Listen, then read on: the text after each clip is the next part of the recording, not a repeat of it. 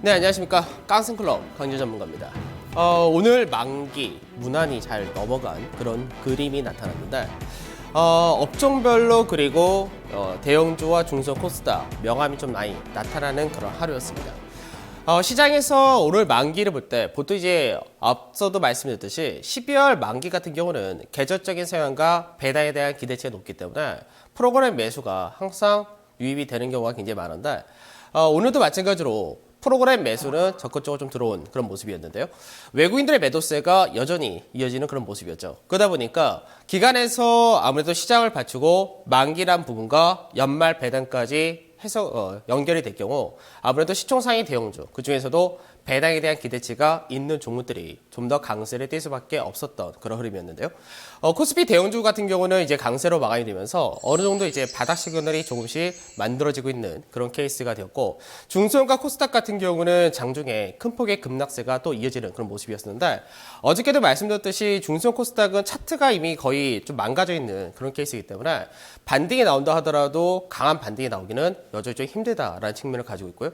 그리고 이제 아무래도 연말 연초에 시장에서 코스닥과 중소에 대한 기대치는 가지고 있는데 실제로 그 기대치가 나타날 수 있는 근거가 너무나 미약하다는 부분에서 주의를 계속해서 좀 하셔야 되지 않을까 그렇게 생각이 듭니다.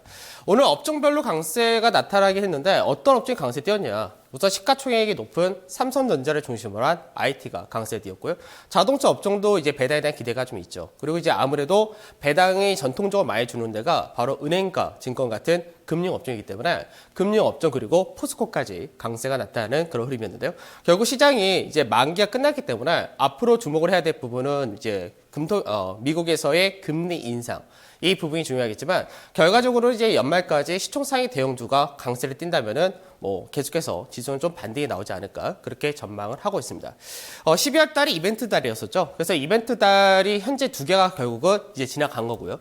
물론 결과는 그렇게 썩 좋지는 않습니다. 이제 22 통화정책회의는 약간 실망감으로 다가왔었고 만기에 대한 영향이 여태까지 좀 크게 나타났었는데 만기가 끝났고 이제 다음 주 있을 미국에서의 금리 인상 이 부분만 있는데 어느 정도 미국의 금리 인상이라는 부분은 시장에서 대부분 반영이 되어 있는데 아직까지 국내 증시로 그 부분이 완전히 해소된 건 아니기 때문에 결국 다음 주까지 이제 이벤트를 어떻게 마무리를 하느냐에 따라서 나머지 12월 달 장세가 결정이 되지 않을까 그렇게 전망하고 있습니다. 먼저 이제 오늘 시장에서 어저께 제가 이제 중소형주 차트와 그리고 코스닥 차트는 다 설명을 해드렸기 때문에 오늘은 대형주 차트를 보면서 설명 좀 해드리도록 하겠습니다. 자, 대형주 지수가 사실 그나마 시장에서 잘 받쳐주는 그림이고 지지가 잘 나오는 그런 케이스인데 대형주 지수와 중소형 코스닥의 차이는 우선 쉽게 얘기를 한다면은 지지 라인이 확연히 있는 차트와 그리고 저항대가 너무나 두꺼운 차트 이렇게 생각하시면 될 것 같아요. 우선은 종합주가지수, 대형주 지수를 보게 되면은 대형주 지수는 똑같죠. 앞전에 하락을 세게 뽑고 8월 중순부터 해서 상승 마디를 2개를 뽑아주고요. 그 조정 마디를 현재 2개를 뽑아줬는데 어제도 그렇고 오늘도 그렇고 계속해서 지지가 되는 라인대가 현재 전체 상승폭의 38.2% 자리에서 지지가 되어준다는 거죠. 그러니까 38.2%의 자리대를 지켜주고 있는 상태가 이어지고 있기 때문에 아무래도 좀 더 강한 그림이 계속해서 나오는 것이고 시장에서 완벽하게 추세를 돌아간다 그리고 상승 쪽으로 간다라고 하기에는 아직까지 이 라인대들을 넘어가야 되는데 우선은 21선을 넘어가는 것이 첫 번째 여전히 중요한 목표가 될 것이고요. 그 다음에 추세 라인대까지 넘어간다면 그러면 이제 시장에서 이게 12월 말 안에 나오느냐 그리고 나서 상승 추세까지 넘어간다면 그다음부터는 좀 더 상승이 좀 더 강하게 나올 수 있는 그런 구조가 되겠죠.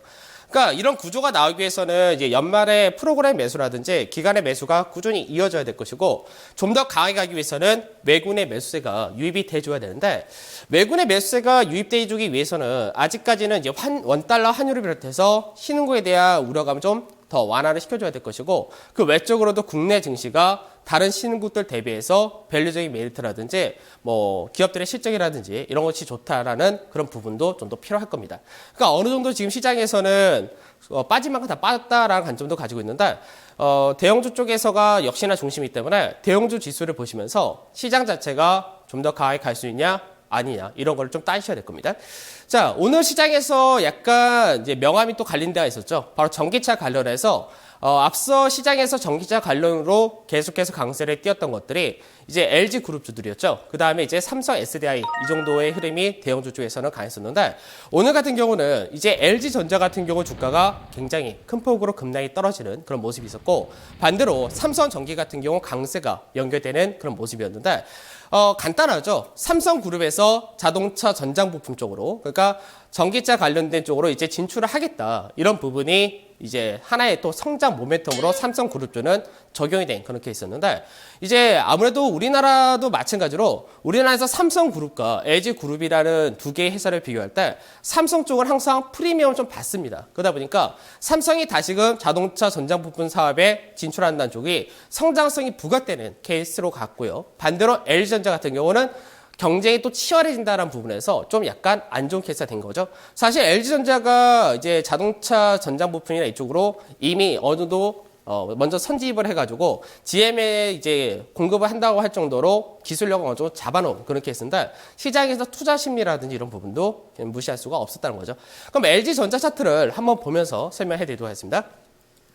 LG전자 같은 경우는 이제 앞서 저 같은 경우는 이제 LG화학하고 LG를 주로 말씀드리고 LG전자와 LG이노텍 같은 경우는 단타 정도의 수준으로서 계속 매매를 했었는데 LG전자도 마찬가지로 시장에서 바닥을 찍고 나서요. 상당히 상승을 좀 뽑았었죠.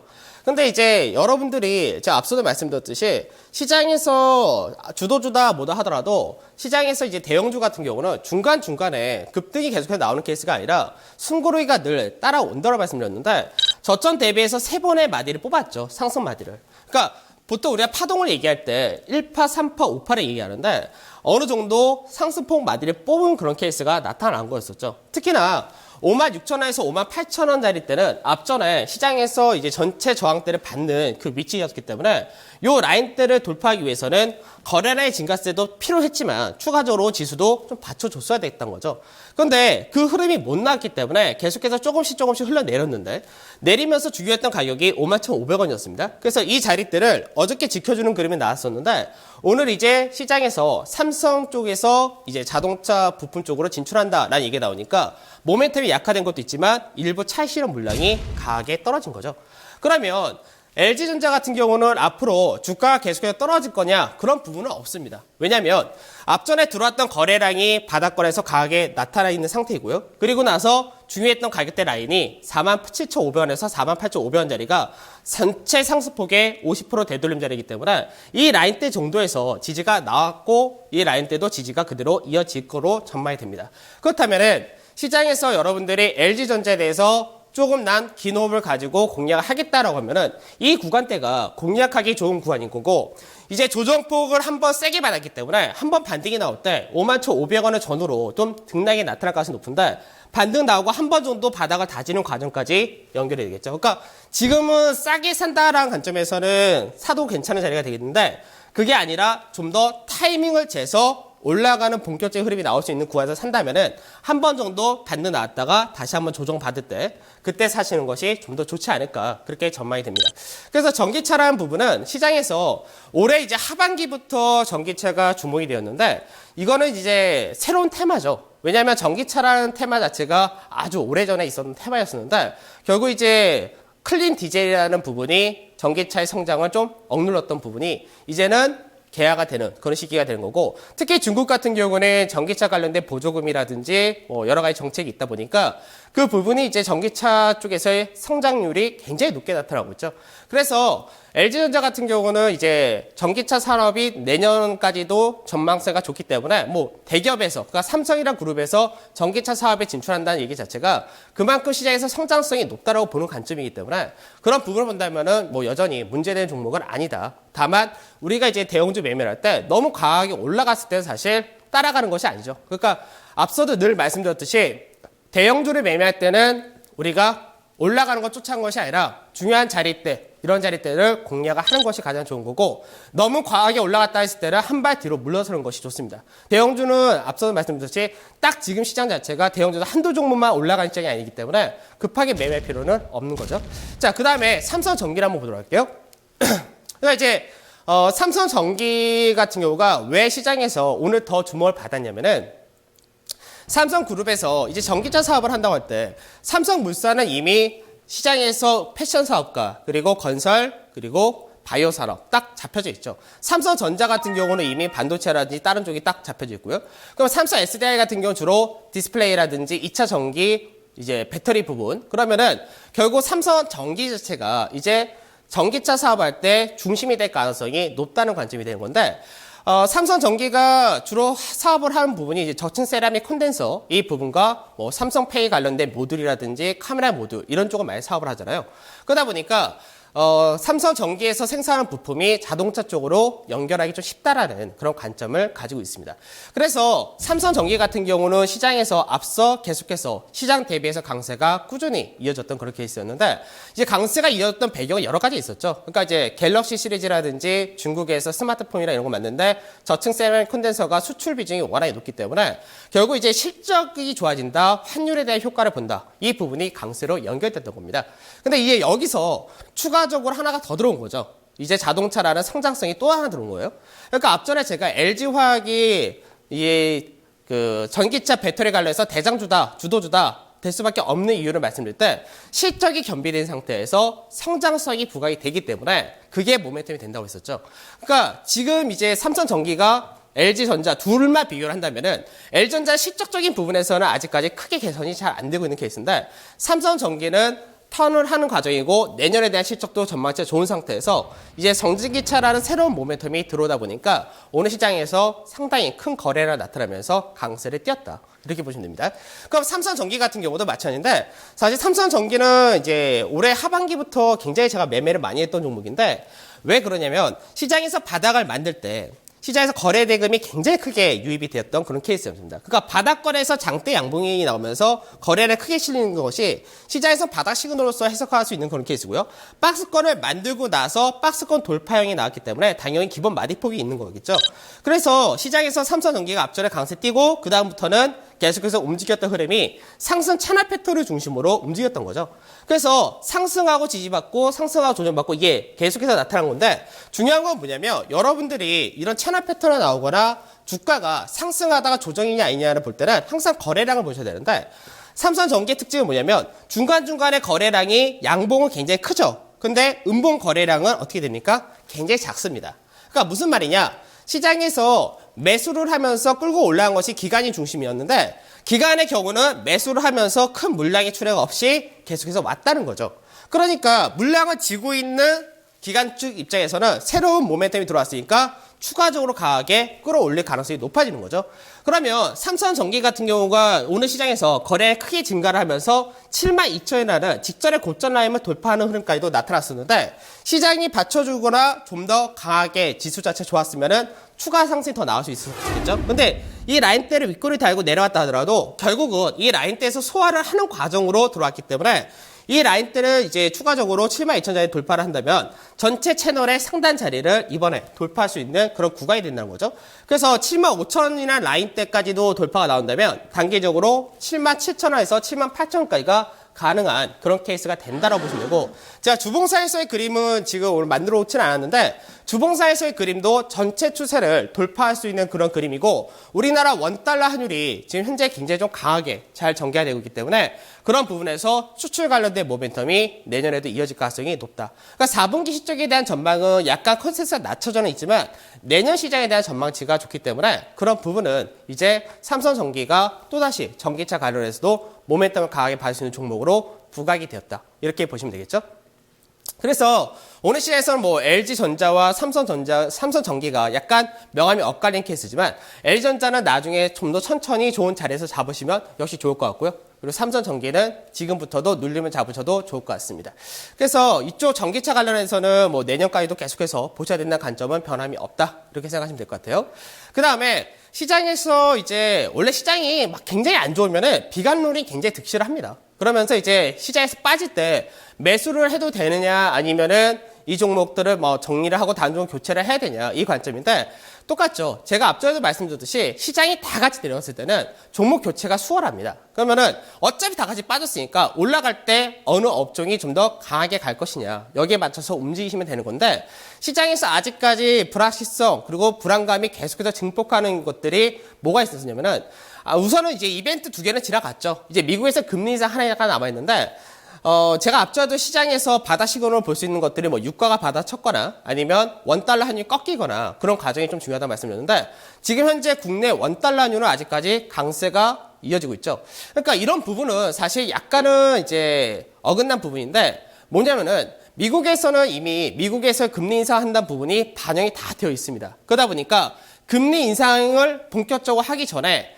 차익 실현을 한다는 욕구가 나타나면서 달러 인덱스가 꺾인 구조가 되었는데 아직까지 신흥국 증시 같은 경우는 계속해서 환율이 올라간다는 거죠. 그러니까 환율이 올라가는 배경은 여러 가지가 있습니다. 그 나라의 경제 여건이라든지 각국 환율의 동향에 맞추는 차익, 그 다음에 그 외적으로 자금의 유출입에 연결이 되는데 지금 현재 우리나라 같은 경우 외국인들 매도세가 이어지다 보니까 그 부분이 환율적인 부분에서는 아직 강세 이어진 거고 또 중요한 것이 중국하고도 연결이 많이 된다는 거죠. 그러니까 중국의 위안화가 최근 들어서 계속해서 약세를 띠다 보니까 우리나라 원달러도 같이 따라가는 그런 경향도 가지고 있다 이렇게 보시면 됩니다. 근데 이게 언제 바뀔 수 있냐라고 볼 때 바뀔 수 있는 계기는 결국 다음 주에 있을 미국에서 금리 인상이 발표가 되고 나서 바뀔 가능성이 높아지겠죠. 자, 우선은 미국의 달러 인덱스 한번 보도록 할게요. 달러 인덱스 같은 경우는 앞전에 제가 똑같이 말씀드렸는데 시장에서 바닥 만들고 강세 뛰었던 이 구간대가 이제 10월 중순부터 이제 ECB의 통화정책회의가 발표되기 전까지 같이 모멘텀 받았었죠. 그러니까 미국에서 금리 인상 한다 쪽으로 무게가 기울었던 것도 있었고 그리고 ECB에서 추가적인 부양책을 한다가 되니까 유로화의 약세란 부분이 결국 달러의 강세로 연결된 케이스였는데 유로화에서 이제 추가적으로 모멘텀이 없어지니까 차익은 떨어졌죠. 그러고 나서 크게 97.6까지 떨어졌다가 98에서 98.5 사이에서 왔다 갔다 하다가 다시 한번 차익이 또 떨어진 케이스죠. 그러면 지금 현재 달러 인덱스의 그림을 볼 때는 한번 차익 실현이 강하게 떨어졌기 때문에 바로 급반등이 나오기가 굉장히 어려운 케이스입니다. 그러면 어디까지 빠질 수 있냐? 96.5자리까지도 빠질 수가 있다가 되는데 96.5까지 간다면 시장에서 결국 뭐예요? 달러화는 이미 고점을 찍고 나서 소폭 내려와서 제한된 구간에서 움직인다 되는 거고 내년에 추가 금리 인상을 한다라는 그런 관점이 형성이 될 때 그때는 이제 올라갈 텐데 뭐 내년 연준 회의가 3월달 있고 6월달 있고 이렇게 있는데 3월달 같은 경우는 또 못합니다. 왜냐하면 그때 또 경제지표가 1, 2월달 경제지표는 전통적으로 미국이 안 좋게 나오기 때문에 경제지표 봤을 때 3월달 금리 인상은 못하기 때문에 그 다음번에 나올 겁니다.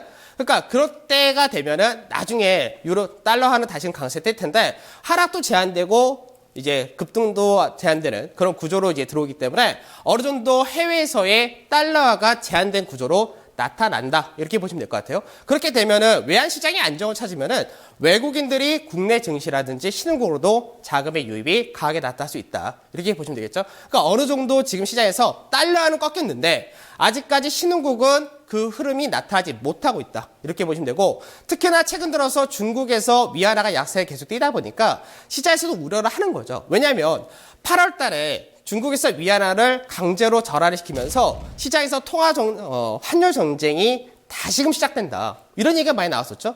그러면서 중국이 그만큼 경기가 안 좋다. 막 별의별 얘기 다 나왔었어요. 그래서 시장이 한 번 더 8월 때 물었는데 위안화가 최근 들어서 강세를 띠다 보니까 그게 시장에서 또다시 우려감으로 나타난 케이스죠. 그거 한번 보자고요. 위안화 같은 경우가 지금 8월 달에 엄청나게 한번 급등이 나왔었죠. 이때는 중국 정부에서 강제적으로 위안화를 평가 절하를 했던 그런 시기였었는데 위안화를 강제로 평가 절하하면서 그때 뭐라 했냐면은 달러화와 즉 위안화의 가치가 제대로 평가를 못 받고 있다. 그렇기 때문에 이번에 인위적인 조정하고 향후 그런 조정은 없을 것이다 라고 얘기를 했단 말이에요. 그런데 최근 들어서 위안화가 계속해서 강세를 띠는 약세를 띠는 거죠. 그러니까 약세를 띈다는 얘기가 왜 나왔냐? 이유는 간단한데 중국에서 최근 들어서 외환 보유액이 큰 폭으로 감소가 나왔습니다. 그러니까 외환 보유액이 감소 나오니까 시장에서는 여러 가지 생각을 하는 거예요. 왜 외환 보유액이 감소를 하냐? 분명히 중국 같은 경우는 불황의 흑자다라는 얘기를 우리나라나 중국이나 상당히 많이 이야기를 듣고 있는데 중국이 무역 수지는 항상 높게 나오죠. 흑자 규모가 많이 나오는데 외환 보유액이 크게 감소됐다 이거예요. 그러니까 왜 감소되었냐? 이게 바로 신흥국에 대한 우려가 확대가 되면서 미국에서의 금리 인상 전에 자금이 유출이 나온 것이 아니냐 이런 얘기도 있던 거죠. 근데 이 부분도 틀린 말은 아니에요. 그동안 많이 한머니가 들어왔기 때문에 그런 부분도 있고 미국에서 금리 인상한다는 부분이 신흥국에 대한 우려감도 나타나기 때문에 그 부분도 분명히 있습니다. 근데 실제적으로는 또 어떤 영향이 크냐? 얼마 전에 이제 중국에서의 위안화가 SDR, 이제 국제통화에 이제 편입이 되었죠. 그러니까 중국 같은 경우는 이미 자기네 위안화가 내년부터 공식적으로 이제 들어가 있으면 어느 정도 편입이 됐으니까 미국 자산, 미 달러에 대한 자산 규모를 크게 유지할 필요가 없는 거죠. 그러다 보니까 달러 자산에 대해서 축소가 되는 부분이 있고요. 그리고 중국 같은 경우 지금 전 세계 시장에 대해서 M&A를 굉장히 많이 하죠. 즉 해외 투자가 많다는 얘기입니다. 그러다 보니까 자금의 유출이 나타나게 되는 흐름도 있기 때문에 그런 부분이 복합적으로 연결되면서 위안화가 현재 약세가 서서히 나타나는 케이스죠. 그러면 차트상에서 위안화가 다시 한번 직전의 고점이었던 6.45라는 자리대를 넘어갈 것이냐 이 부분이 중요한데 이 자리대부터 6.45부터 6.5라는 자리대가 앞전에 시장에서 2011년도에 고점을 만들었던 자이기 때문에 이 라인대에서 우선은 추가적으로 상승은 제한이 되지 않을까 그렇게 전망이 되고 있고 추가적으로 이제 위안화를 더 약세를 띌 것이냐 이 부분에서는 아직까지 뭐 시장의 영향이지 미국에서 금리 인상이 시작되고 나면은 소폭 꺾이지 않을까 그렇게 전망을 하고 있습니다. 그래서 우리나라 원달러 환율도 지금 현재 위안화와 비슷하게 연결이 되고 있는 그런 케이스다라고 보시면 되겠죠. 그래서 앞전에는 원달러 환율이 중요한 자리대가 1175원에 이탈하면은 바닥 시그널이 좀 확실하게 나올 수 있는 그런 계기가 되는데 오늘 원달러 환율 보게 되면은 1180원짜리 때까지 올라갔죠. 그러다 보니까 환율적인 부분에서는 앞서 말씀드렸듯이 외국인이 국내 증시에서 매도하는 부분이 있으니까 외국인의 자금이 유출되는 거죠. 그러니까 이 부분이 계속해서 원화의 상승으로, 원달러 환율의 상승으로 연결된 케이스인데 마찬가지로 좀 큰 그림을 보겠죠. 주봉을 똑같이 보게 되면은 우리나라가 이제 앞전에 9월달이죠. 1200원짜리 때까지 올라갔었다가 그때 너무나 급격하게 올라가고 나서 꺾인 건데 전체 그림은 세경의 그림입니다. 그래서 세경의 그림을 보여주면서 파동상으로 이게 3파였었는데 3파가 너무 과하게 올라간 거죠. 그러다 보니까 급락이 바로 떨어졌던 그런 흐름인데 이번이 5파라면은 5파 자체가 3파가 과하게 올라간 만큼 미달형으로 끝나게 되면은 1190원을 고점으로 만들고 꺾일 가능성이 높아지는 그런 차트인데 1190원을 많이 넘어간다고 할 때는 시장에서 뭔가 문제가 있다고 생각한 것이 가장 좋습니다. 그래서 원달러 환율을 볼 때는 1190원 넘어갈 때는 시장에서 약간 주의를 하시는 쪽으로 그렇게 말씀드리고 1190원 넘어가지 않고 다시 밑으로 꺾여서 1175원 이하로 내려오면은 그때는 굉장히 안정적이다라고 생각하시면 될 것 같습니다. 그래서 외국인들의 매도도 어느 정도로 이제 소강 상태로 들어가지 않을까. 만기가 끝났으니까. 그래서 그렇게 생각을 하는데 물론 내일부터 또다시 이제 만기 지나고 나서 외국인들 매도세가 이어질 수는 있겠지만 시장에서 기관들의 배당에 대한 모멘텀하고 매수세가 어느 정도 이어질 가능성이 높기 때문에 그 부분에서는 크게 우려할 부분은 아직까지는 없을 것 같습니다. 물론 뭐 내 시장은 또 보면서 얘기를 해야 되겠죠. 그리고 이제 우리가 이제 해외 증시를 한번 봐야 되는데 미국에서의 증시가 요 근래 들어서 등락을 계속해서 보이고 있죠. 어제 같은 경우는 약간 개별적인 이슈가 미 증시에서의 하락을 이끈 그런 모습이었었는데 뭐 애플에서 IPTV에 대한 뭐 진출한다 그런 부분이 없어졌었고 그다음에 구글 현재 알파벳이라고 얘기하는데 이쪽에서도 이제 뭐 독점 규제를 받는다 뭐 이런 얘기가 자꾸 나오다 보니까 시총 상위주들 중심으로 빠지다 보니까 나스닥의 하락이 좀 셌었는데 지금 현재 S&P 500 지수를 보게 되면요. S&P 500 지수를 앞서도 말씀드렸듯이 중요한 라인대가 2044자리입니다. 그러니까 어저께도 이 라인대는 지켜주는 그런 그림이었는데 현재는 전체적인 박스권이죠. 근데 전체 그림이 공교롭게도 미증시는 계속해서 26이라는 수치를 맞춰서 가고 있는 그런 케이스인데 앞전에도 급락이 세게 떨어질 때 26이었고 그 다음에 바닥권을 만들 때 26거래, 상승도 26거래 그리고 다시 한번 시장에서 전체 기간 조정과 가격 조정을 받는 것이 26거래 동안 이어졌습니다. 그래서 오늘 미증시가 위쪽 방향을 그려주냐 못 그려주냐가 굉장히 중요한데 위쪽 방향을 그려준다면은 다시 한번 추세 상단을 돌파할 수 있는 구간대에 들어왔기 때문에 추세 상단을 돌파하는 과정이 가능해질 것이고요. 추세 상단을 돌파하는 과정이 나타난다면 이거는 시장이 어떻게 해석을 하냐면 미국에서의 금리 인상을 시장에서는 호재다, 불확실성 제거다. 이런 식으로 해석을 해준다고 이렇게 생각하시면 됩니다. 그래서 이 부분이 내일 나타나느냐, 오늘 그러니까 미장에서 연결이 되느냐, 이게 좀 중요할 거고, 미증시가 여기서 강세를 띈다면은 국내 증시도 추가적으로 우려를 갖기보다는 반등이 나오기 좀 수월한 그런 흐름이 될 가능성이 높다. 이렇게 보시면 될 것 같습니다. 자, 우선은 오늘 만기까지 오늘 이번 달 들어서 두 번째 중요한 이벤트는 잘 마무리되었기 때문에 시장에서 이제 남은 마지막 이벤트에 대해서 너무 우려할 것이 없다고 저는 말씀드리는데 이미 선반영 많이 했었고 실제로 불확실성이 이어지는 것보다는 제거를 하고 가는 것이 항상 증시에서는 좋게 연결이 되기 때문에 그쪽에 초점을 맞추시고요. 그리고 앞서도 말씀드렸듯이 시장에서는 시총 상위 대형주가 여전히 시장의 중심이기 때문에 대형주 쪽에 공략하셔야 되는데 대형주를 공략하실 때 급등락이 세게 나오는 걸 공략하는 것이 아니라 대형주의 특징이 그렇습니다. 지수가 아주 크게 올라가지 않는 이상은 대형주는 서서히 방향을 잡고 올라가는 경우가 많기 때문에 싼 구간에서 배당이라든지 내년 시장에 대한 전망이 좋은 그런 종목들을 중심으로 잡으시면 좋지 않을까 그렇게 말씀을 드리도록 하겠습니다. 자, 오늘 저는 여기서 마무리하도록 하고요. 깡생클럽은 내일 다시 찾아뵙도록 하겠습니다. 감사합니다.